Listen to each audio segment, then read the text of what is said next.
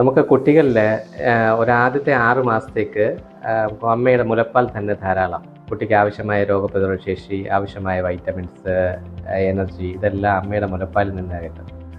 6 മാസം കഴിഞ്ഞിട്ട് നമ്മൾ മുലപ്പാലിനോടൊപ്പം തന്നെ മറ്റാഹാരങ്ങളും കൂടെ സ്റ്റാർട്ട് ചെയ്യാറുണ്ട്. അതിനെയാണ് കോംപ്ലിമെൻ്ററി ഫീഡിംഗ് എന്ന് പറയുന്നത്. നമ്മൾ യൂഷ്വലി സ്റ്റാർട്ട് ചെയ്യുന്നത് കാർബോഹൈഡ്രേറ്റ് ആണ്. കാർബോഹൈഡ്രേറ്റ് ഏറ്റവും കൂടുതലായിട്ട് സ്റ്റാർട്ട് ചെയ്യുന്നത് റാഗിയാണ്. അപ്പോൾ റാഗി നമുക്ക് ഒരു നന്നായിട്ട് കഴുകി ഉണക്കി പൊടിച്ചിട്ട് നന്നായിട്ട് തിക്കായിട്ട് സെമി സോളിഡായിട്ട് ഒരു സ്പൂണിൽ നിന്ന് എടുത്താൽ തറയിൽ വീഴരുത്. സ്പൂണിൽ നിന്ന് തൂങ്ങി ഇങ്ങനെ നിൽക്കണം. അതാണ് അതിൻ്റെ കൺസിസ്റ്റൻസി. ആ കൺസിസ്റ്റൻസിയിൽ അത് എനർജി ഡെൻസ് ആയിട്ടുള്ളൊരു ഫോമാണ്. ആ ഫോമിൽ നമുക്ക് കുട്ടിക്ക് കൊടുത്തു തുടങ്ങാം. രാവിലെ വൈകിട്ടുമായിട്ട് നമുക്ക് സ്റ്റാർട്ട് ചെയ്യാം. പിന്നെ അത് കുട്ടിക്ക് നല്ല രീതിയിൽ ദഹിക്കുന്നുണ്ട്, മറ്റ് പ്രശ്നങ്ങളൊന്നും ഉണ്ടാക്കുന്നില്ലെങ്കിൽ നമുക്ക് അതിൻ്റെ ഇടവേള കുറച്ച് ഒരു 3 മണിക്കൂർ ഇടവിട്ട് കൊടുത്തു തുടങ്ങാം. കുറച്ച് കഴിഞ്ഞിട്ട് നമുക്ക് ഏത്തയ്ക്ക പൊടി കൊടുത്തു തുടങ്ങാം. ചെറിയ ചോറ് ഞെവിടി കൊടുക്കാം, വെജിറ്റബിൾസ് ഞെവിടി കൊടുക്കാം. ഇത് നമുക്ക് കണ്ടിന്യൂസ് ആയിട്ട് ഇങ്ങനെ ഫോളോ ചെയ്ത് മുന്നോട്ട് പോകാം.